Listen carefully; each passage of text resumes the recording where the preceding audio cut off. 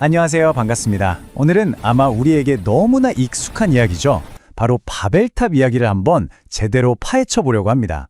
대부분 바벨탑 하면 그냥 언어가 갑자기 뒤섞여서 사람들이 흩어졌다 정도로만 기억하실 텐데요. 하지만 오늘 이 시간을 통해 그 익숙한 이야기 뒤에 사실은 얼마나 거대한 권력과 통제 그리고 신뢰의 문제가 숨어 있었는지 함께 발견하게 되실 겁니다. 자, 그럼 한번 깊이 들어가 볼까요? 네, 우리가 보통 알고 있는 바벨탑 이야기는 딱 이 한 문장으로 요약되죠. 옛날 사람들이 하늘에 닿을 만큼 아주 높은 탑을 쌓으려고 했는데 그 교만한 모습을 본 신이 벌을 내렸다는 거예요. 그래서 언어를 전부 뒤섞어버렸고 서로 말이 통하지 않게 된 사람들은 결국 탑 쌓는 걸 포기하고 전 세계로 흩어지게 되었다는 이야기. 그래서 우리 머릿속에는 바벨탑 하면 언어의 혼란, 이게 거의 공식처럼 딱 박혀 있습니다. 아주 단순하고 명쾌한 이야기처럼 들리죠. 그런데 말이죠. 만약 이 이야기가 단순히 말이 안 통해서 생긴 소동 정도가 아니라면 어떨까요? 만약 이 이야기의 진짜 핵심이 언어가 아니라 인간이 스스로를 지키기 위해 세우려고 했던 거대한 시스템에 대한 경고였다면요? 오늘 우리는 바로 이 질문에서부터 시작해서 바벨탑 이야기의 껍질을 한 겹씩 벗겨내고 그 안에 담긴 진짜 메시지가 무엇인지 들여다보려고 합니다. 자, 그럼 첫 번째 파트입니다. 여기서는 우리가 바벨탑에 대해 흔히 가지고 있는 오해들을 먼저 짚어보고요. 이 이야기가 사실은 어떤 진실을 가리키고 있는지를 한번 살펴보겠습니다. 단순한 언어 문제를 넘어서 더 큰 그림을 보기 위한 준비 단계라고 생각하시면 좋겠습니다. 그렇습니다. 이 바벨탑 사건은 고대의 어떤 언어학적 기원에 대한 설화가 아니에요. 그 본질을 들여다보면 이건 굉장히 정치적이면서 동시에 신학적인 이야기입니다.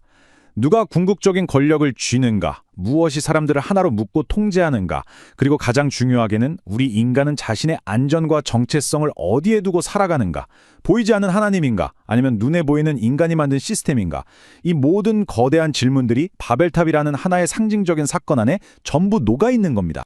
자, 그렇다면 진짜 문제가 무엇이었는지 이제부터 본격적으로 파고 들어가 보겠습니다. 아니, 도대체 하나님은 왜 사람들이 힘을 합쳐서 무언가를 건설하는 걸 막으신 걸까요? 이 부분을 정확히 이해하는 게 바벨탑 이야기의 핵심을 꿰뚫는 가장 중요한 열쇠가 됩니다. 아마 많은 분들이 이런 생각하실 거예요.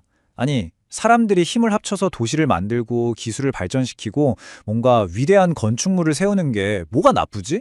이건 인류의 위대한 진보 아닌가? 맞습니다. 표면적으로만 보면 협력하고 건설하는 건 당연히 긍정적인 가치죠. 그런데 성경은 왜 이걸 문제 삼았을까요? 혹시 하나님은 인간의 발전을 시기하거나 두려워하는 그런 존재일까요? 이 질문에 답하려면 당시 사람들의 계획과 하나님의 계획이 어떻게 정면으로 부딪히고 있었는지 정확하게 봐야 합니다. 보세요. 여기서 모든 게 명확해집니다. 하나님의 계획, 하나님의 명령은 아주 분명했어요. 창조 때부터, 그리고 노아의 홍수가 끝난 후에도 반복해서 말씀하신 게 바로 퍼져나가라는 것이었습니다. 온 땅에 충만하게 퍼져나가서 생육하고 번성해라. 이건 생명의 확산이고 또 다양성의 시작을 의미하는 거였죠. 그런데 당시 인류의 계획은 정확히 그 정반대였습니다. 온 지면의 흩어짐을 면하자. 한 곳에 똘똘 뭉쳐서 우리만의 세상을 만들고 절대로 흩어지지 말자는 거였죠. 바로 여기서 하나님의 질서와 인간의 계획 사이에 거대한 균열이 보이기 시작하는 겁니다. 문제는 건설이라는 행위 그 자체가 아니었어요. 그 동기, 즉 흩어짐을 면하자는 하나님의 방향성에 정면으로 저항하는 바로 그 의도에 진짜 문제가 있었던 겁니다.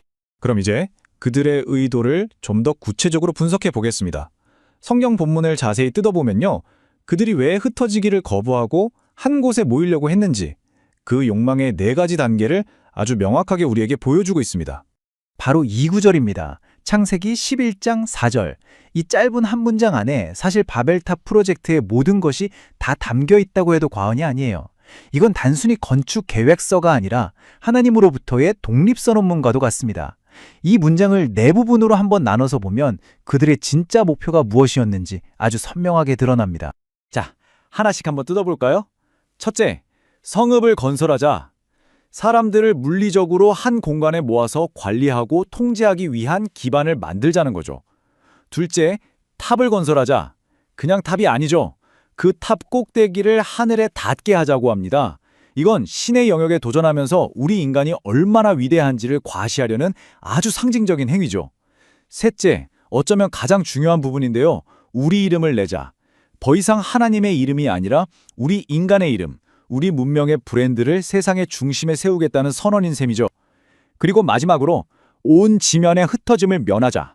하나님의 명령인 확산을 거부하고 모든 것을 중앙으로 집중시키는 강력한 통제 시스템을 만들겠다는 의지의 표현입니다. 이 네 가지는 결국 하나의 목표를 향하고 있었어요. 그건 바로 강력한 시스템의 구축입니다.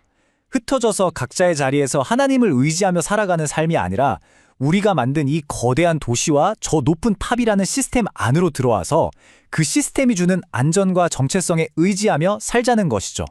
우리를 지켜주는 건 저 멀리 있는 신이 아니라 바로 이 견고한 성벽과 우리의 위대함을 증명하는 저 탑이야.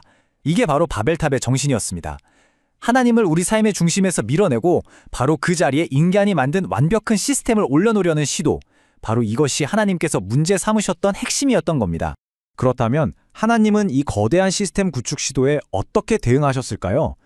우리는 흔히 벌을 내렸다고만 생각하지만 성경을 자세히 보면 이건 단순한 징벌이라기보다는 아주 정교한 전략적 개입에 가깝습니다.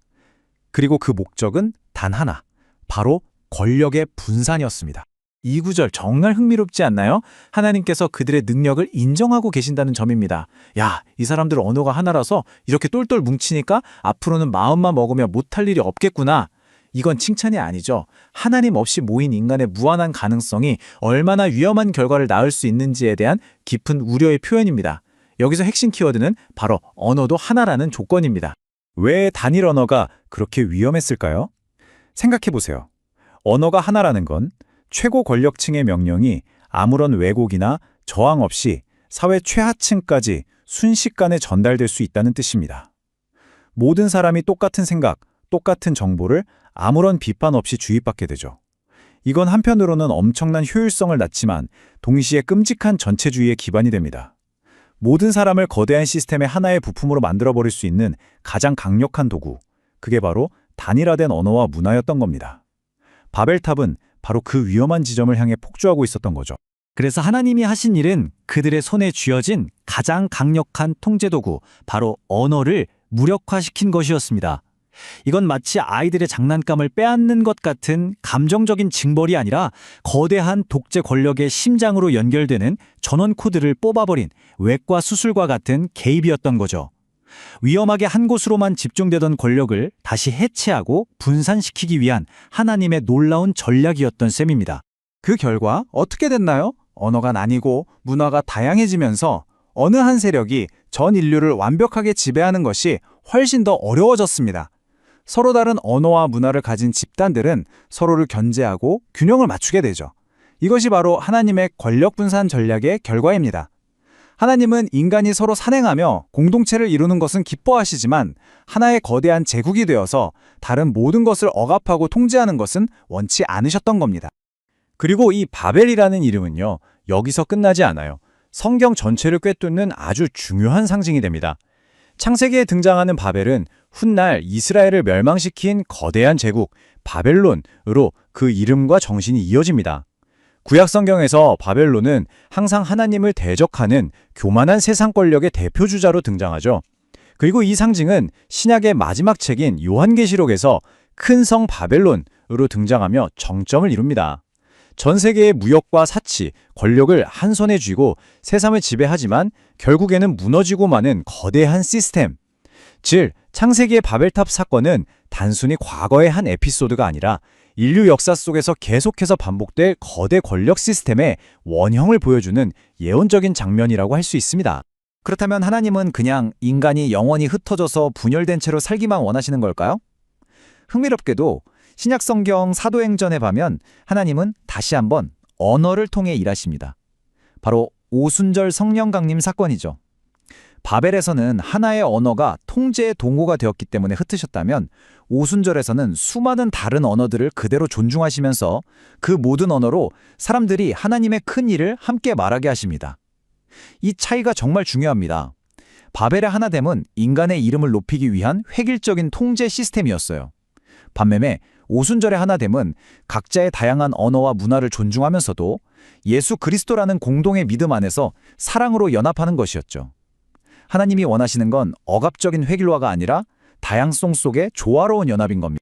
자, 이제 이 수천 년 전의 고대 이야기를 오늘, 바로 지금 우리의 삶으로 한번 가져와 보겠습니다. 바벨탑은 단지 옛날 신할 평지에 세워졌던 벽돌탑 이야기가 아닙니다. 그것은 오늘 우리 마음속에도 계속해서 지어지고 있는 보이지 않는 탑에 대한 이야기이기도 합니다. 오늘날 우리가 쌓는 탑은 뭘까요? 벽돌로 짓는 건 아니겠죠. 하지만 보이지 않는 탑을 우리 모두 쌓고 있거든요. 어쩌면 그것은 더 높은 곳으로 올라가려는 나의 커리어, 나의 경력일 수 있습니다. 혹은 절대로 무너지지 않을 것 같은 든든한 재정적 안정일 수도 있죠. 수많은 팔로워와 좋아요로 증명되는 소셜미디어의 영향력일 수도 있고, 내가 속한 회사나 우리 조직의 명성을 높이는 것일 수도 있습니다. 이런 것들 자체가 나쁜 건 아니에요. 문제는 우리가 이 탑들을 통해서 궁극적으로 무엇을 얻으려고 하느냐에 있습니다. 잠시 한번 스스로에게 이 질문을 던져보면 어떨까요? 나는 지금 무엇을 의지하며 살고 있는가? 무엇이 나를 진짜 안전하게 지켜준다고 믿고 있는가? 나의 이름을 빛내줄 것이라고 기대하는 나만의 탑은 과연 무엇인가?